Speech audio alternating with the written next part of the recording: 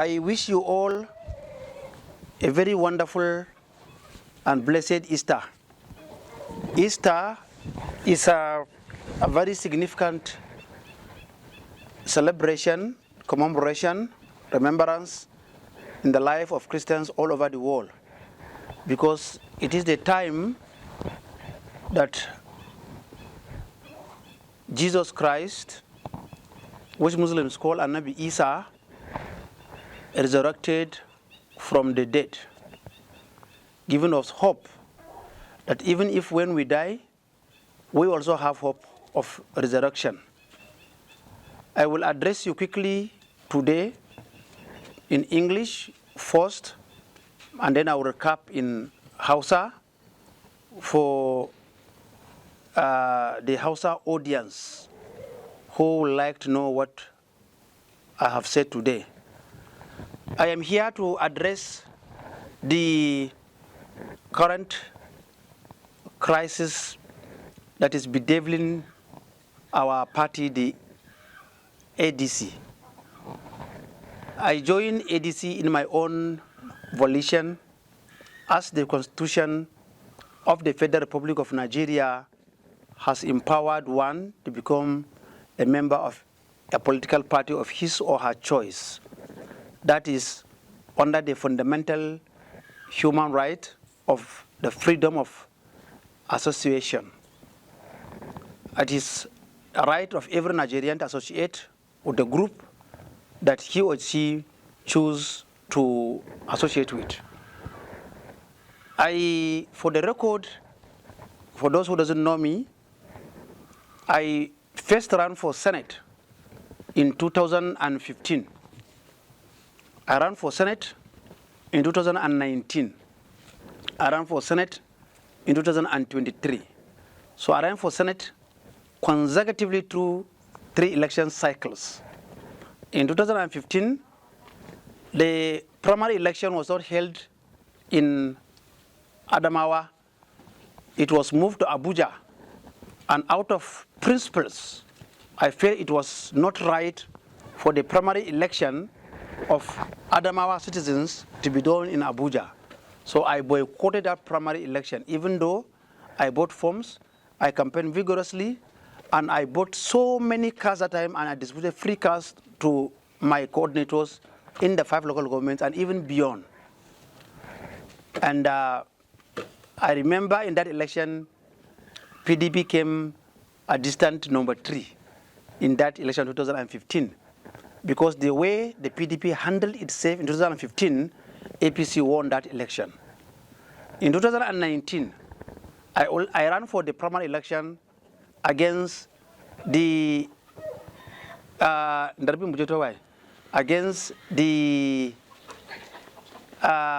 choice of the party as of then.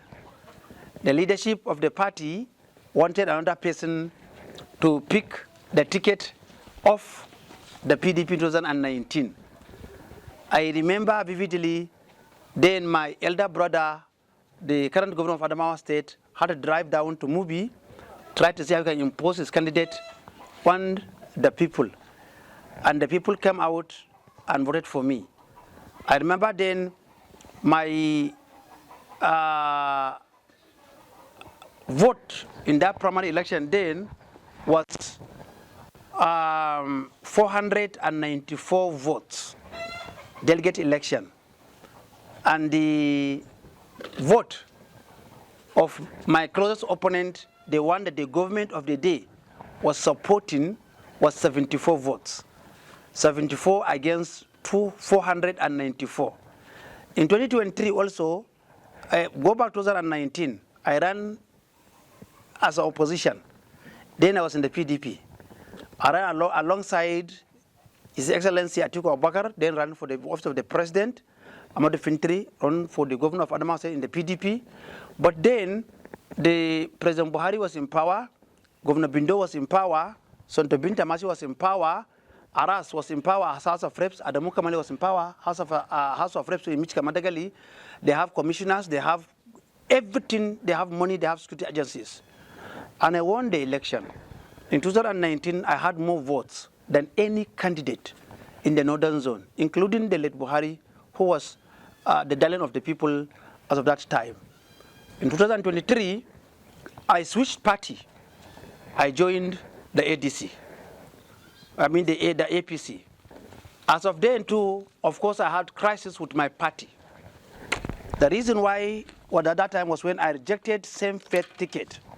I felt in a very large country, multi-religious, multilingual, multicultural organization like a country like Nigeria, we shall have both sides, Christian and Muslims, being represented on the ballot, more especially in a sensitive position like the presidential elections, so that we can have unity. It is not about winning the election. It's about encouraging that social mobility, trying to make the people of smaller tribes, people of smaller religion, to also be represented in government, as we have seen in the UK and other and in the US, when even someone like President Obama had to become the president of America as a black man. So, because of my stand against my party choice of the running at that time, of course, the party said they were not with me. In fact, I was taken to court. I got judgment less than 24 hours, less than 48 hours to the election. And I still went ahead to win the election. Every Nigerian know what happened in the court there after I won my election. So I have been in the trenches fighting for my political life, political survival, and the representation of my people since I joined these trenches. I'm not new to political fights. I won primaries twice, general election twice, without support from anybody. Somebody said that in 2019 I won because I rode on the back of Fintiri and Atiku. And that's why I say, okay, 2023, I'm going to be the opponent. So I was the opponent of the governor. I was the opponent of the former vice president, and I became the opponent too in that election. And I still went ahead and win. So that means I did not ride on the back of anybody.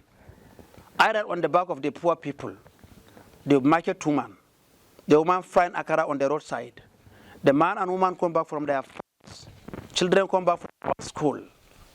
Those tattered people, those private, using their slippers. Those who cannot even afford slippers, they got farm on their foot, arrowed on their back. And that's how I won that election. And that cycle has come here, that we are now running on the back of the ADC, because the Constitution of Nigeria does not yet allow for independence candidacy. We are now running again under ADC. The party that we choose to become a viable opposition in Nigeria, which today the APC-led government are bent on destroying the opposition, of course with the help of people within the ADC. Because Hausa people say bango ya tsage kafin ka dangare ya shiga. If bango bai tsage ba, ka dangare ba ya shiga. So the people in government created the gap that the APC are exploiting to see that Tinubu run against himself without any candidate running against him. And that's why I want to trace today the genesis of this problem.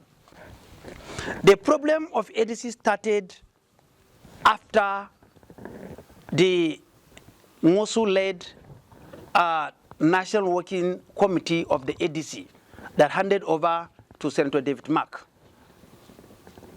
There was an agreement that was reached to give certain percentage of the positions in the party, in the ADC, to the legacy party. That means to the members of the National Working Committee of the ADC when the new National Working Committee takes over. Now, largely, they also agreed what will they give His Excellency Atiku Abubakar, what will they give Peter Obi, what would they give this in the National Working Committee. I know vividly Peter Obi was given the office of the National Organizing Secretary of the party. Quote me. That was what he was given to produce. To give him confidence that election will be done primary election will be done free and fair, and nobody will take him out. So that was given to him. And I know Atiku's side brought David Mark to become the national chairman. And the Southwest, of course, brought Arab Shola as their own national secretary. And they shared this position among the people. Now, they now said to say, let us give legacy party something. In the Northeast, it was agreed that Nafiu Bala, that took us to court today, will be given a position. And he requested specifically the office of the National Vice Chairman, Northeast. Because Nafiu Bala was the Deputy National Chairman of ADC. It means he was the second in command in the ADC. But when we entered the ADC, many of us entered the ADC, we decided to relegate him, to give him a lesser position. And by the way, the constitution of ADC does not make room for a Deputy National Chairman North or Deputy National Chairman South. I think they amended it to look like we will not have National Vice Chairman again. And they decided to give him the position of National Vice Chairman. That is what they gave him.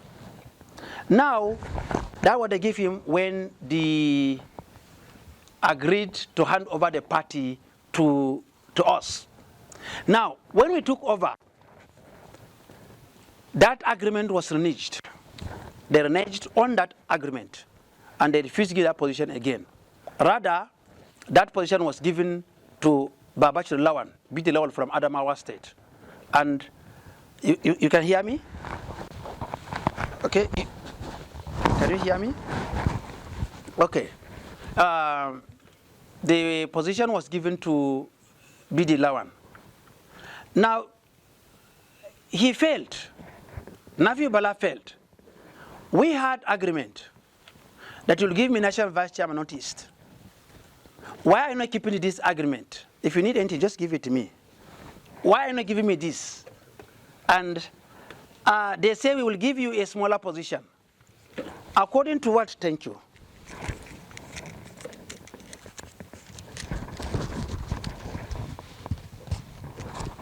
Now, according to what BD Lawal told him, and he told me, and BD Lawal also told me, was that how will they allow a young boy, a young man, to become the National Vice Chairman in a zone that produced the former Vice President and the former SGF? You cannot be our leader. This was a man who was a Deputy National Chairman. And with those hurtful words, he rejected the position of the Financial Secretary or the Treasurer they were offering him. He said he's no longer interested in that position. That is the beginning of this fight. And of course, he went and connived with people within the ADC. They gave him DSS to follow him, quote me. They gave him DSS, gave him police.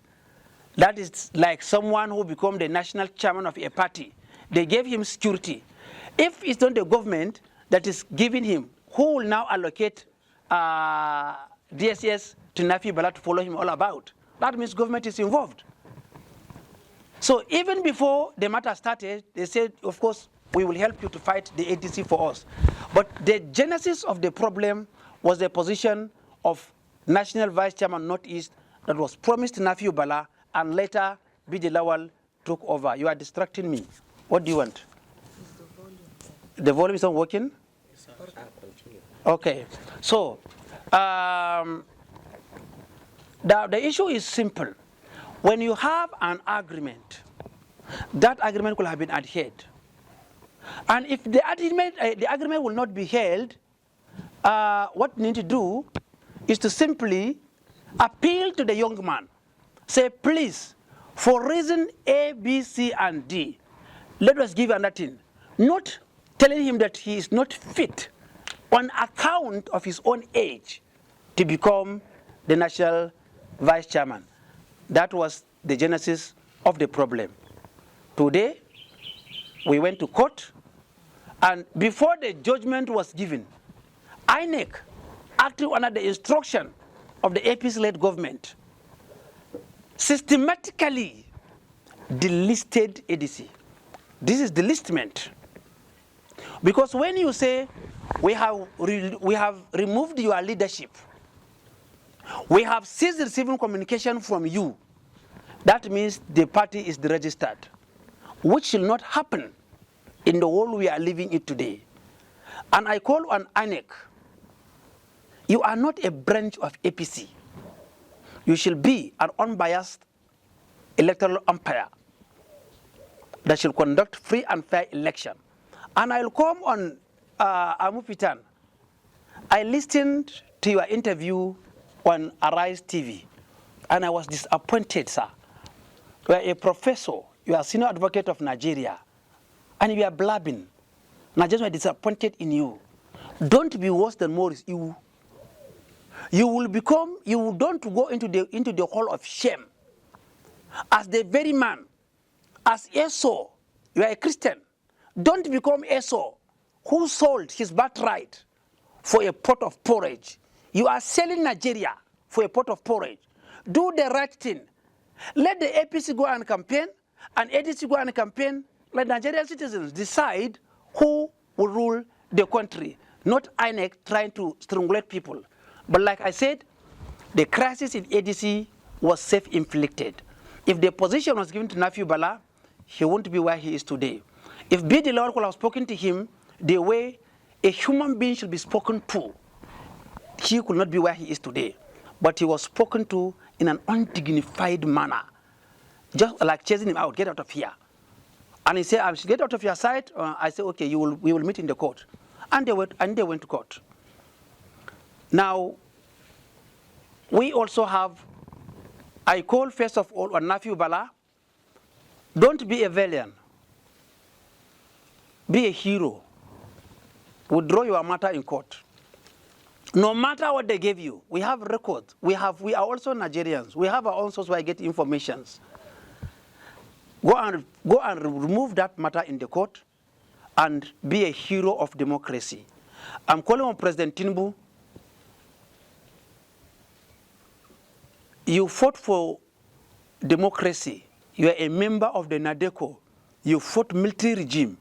You are not afraid of the nozzle of the guns. You are not afraid of being killed in battle, political battle. You stood firm and fought for democracy. Sir, don't kill the democracy you fought for. Stop arresting opposition politicians, because all your life you have been in the opposition. Stop arresting opposition. Stop putting them on Trump-up charge and be locking them up. It's not good for your history. Thank you, sir. Adamawa State are having a serious political upheaval. Today, as you are all aware, we have two states in Adamawa State of ADC. We have two chairmen in each local government. We have two chairmen in each ward. We have two registration chairmen in each ward. We have two secretaries in each ward. We have a parallel ESCO. I expected the leaders of our party, like the former Vice President, His Excellency Ishaku Abbo, and our brother, B.D. Lawan, who is actually the cause of the confusion in Adamawa State, to do the right thing for the purpose of having a formidable opposition in Adamawa State. Let me give you the genesis of the crisis briefly. The crisis started when B.D. Lawal wanted to remove Shehu Yohana as the acting chairman of ADC in Adamawa State. And he went ahead to install a transition committee, which was given to Barrister Honorable Sadiq Ibrahim Dasin from Fofore to become the transition committee chairman. In the meeting, there was a vote of 5-6 people.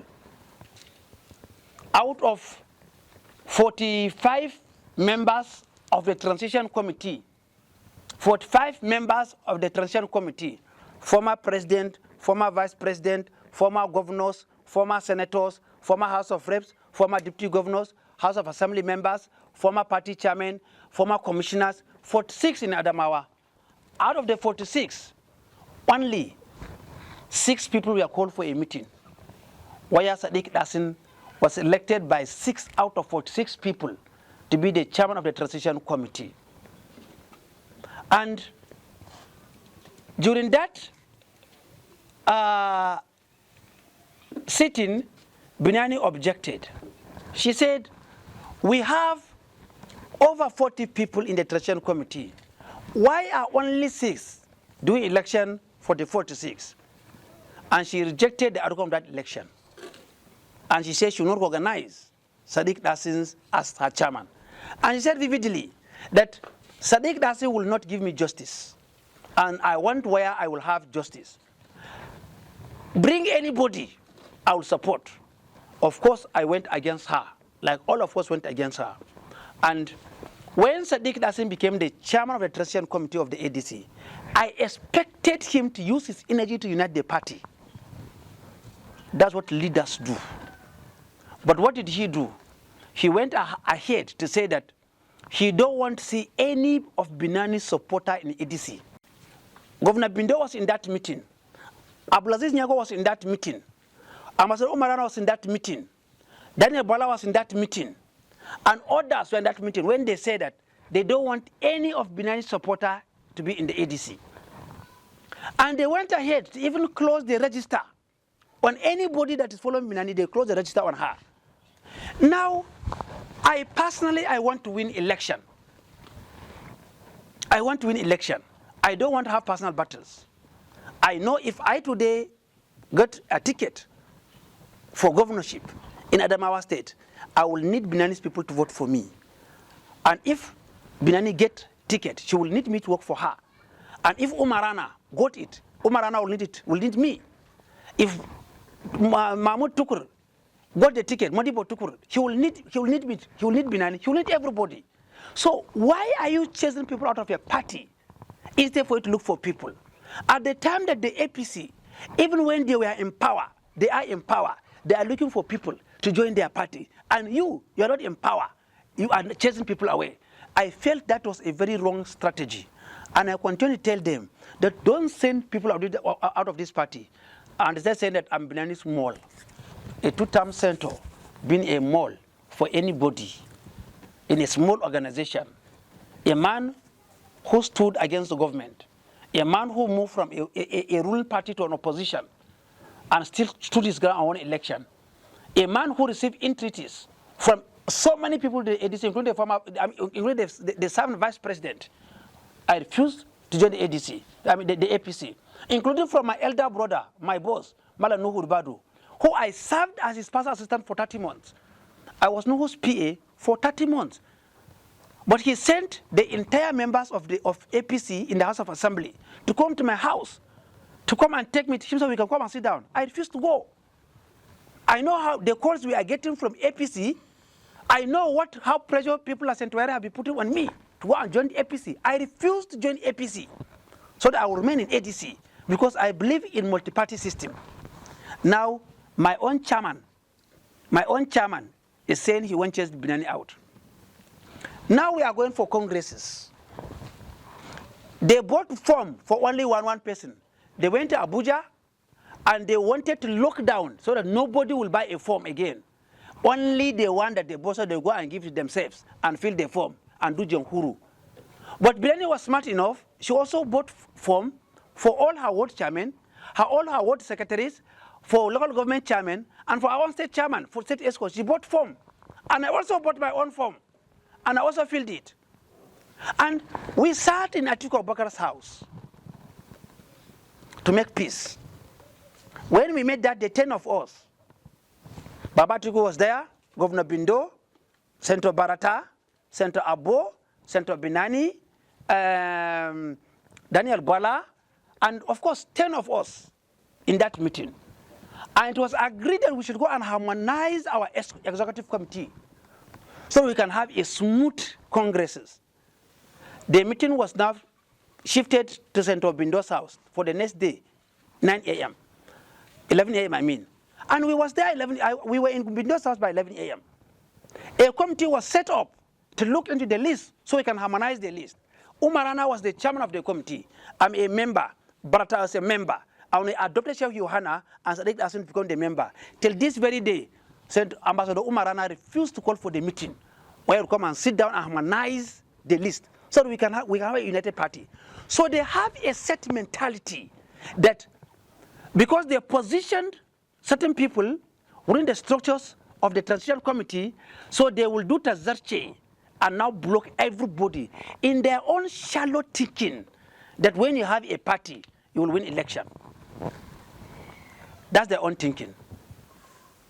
Now, pathway to peace, they called a meeting of aspirants. And in that aspirants, I spoke. And I said, we should not deceive ourselves. Without peace, no political party can survive. You cannot fight at home and fight abroad. You can't fight civil war and fight international war. You cannot do it. You need a united front. As I'm talking to you, the members of the Congress Committee are in Yola. Very nice people, I have to say. General Boka is in Yola. Professor Yaya Sudi is in Yola. Honorable Goroki is in Yola. And others that are in Yola to conduct the congresses for the party. We want Congress to be conducted in line with the Constitution and the Electoral Act. And I will read. This is Electoral Act 2026. This is Electoral Act. And let me read. Section 82, subsection 4 of 2026 Amended Electoral Act. The election of members of the Executive Committee or other governing body of a political party, including the election to fill a vacant position in any of the bodies, shall be conducted in a democratic manner and allowing for all members, let me say it again, allowing for all members of the party or duly elected delegates to vote in support of a candidate of their choice. Election must be conducted by all card-carrying members of the party. This is the Electoral Act. Or delegates elected by all members of the party. So you either go and conduct election and bring the voter register. I will be provided by INEC, even though INEC have got communication with us, or registered members of the party should go and elect delegates that will come and vote the escorts. This is the provision of the Electoral Act. Their plan to impose Sadiq Hassan, who failed to unite the party in the last 6 months, who have divided the party in the last 6 months, cannot stand. It will never stand. And I have 3 reasons, which I will say it today. Sadiq Hassan say he wants Chess Binani out of the party. Who will work for me? Who will work for Umarana? Who will work for Madibo? Who will work for Dujima? Who will work for anybody that we election? You will need me. You need Binani. You will need anybody. But now he says he wants Chess people out of the party. Personally, on a personal level, I want you to listen to this. He said that a Christian cannot win election in Adamawa. And he said, if I win the primaries, he will do anti-party against me. My own state party chairman is telling me that I cannot win election on account of my own religion. And I should trust that kind of a man to become my party chairman? And somebody is telling me the silence is golden? Since when silence become gold? When you keep quiet, it's not golden, it's cowardice. And I confronted him. I said, Sadiq, you said that you will not allow me to win primary election because I am a Christian. And the person who told me is around. He said I should call the person. And I called the person, and the person sat down. I said, this is what you told me, Sadiq told you. And I want you to tell me what you told him. And he said, yes, sir. He told me that he will not work for you because I'm a Christian. That was Sadiq, a barrister, an educated man with master's degree, a PhD student, a former member of the House of Reps, a former speaker of my own state, discriminating against me on religious ground. And I shall go and vote for that kind of a person? I shall allow him to do Tazarche? In what country?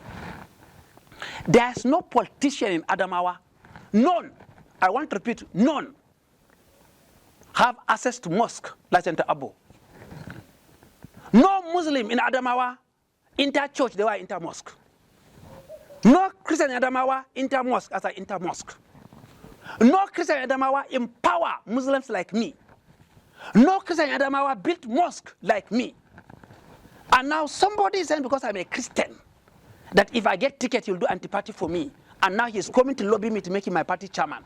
I will not. Bidi Lawal, you brought Sadiq Hassan and you want to impose him on us. Go, we will not stop him from contesting. He's your favorite. The crisis in Abuja is because of you, Bidi Lawal.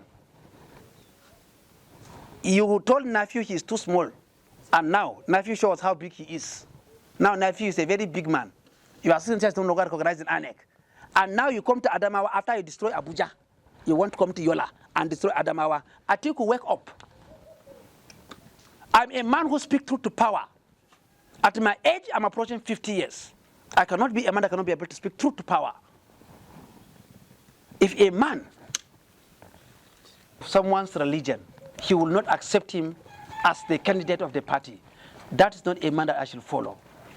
And based on this, I say in clear terms, if they want to conduct election, let them go to all members,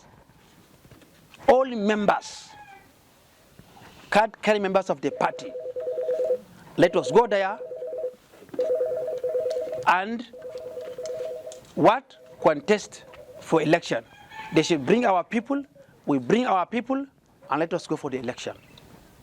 It's as simple as that. If they want consensus arrangement, they should call for consensus arrangement. And if they say no, they don't want that, of course, Electoral Act, Section 87,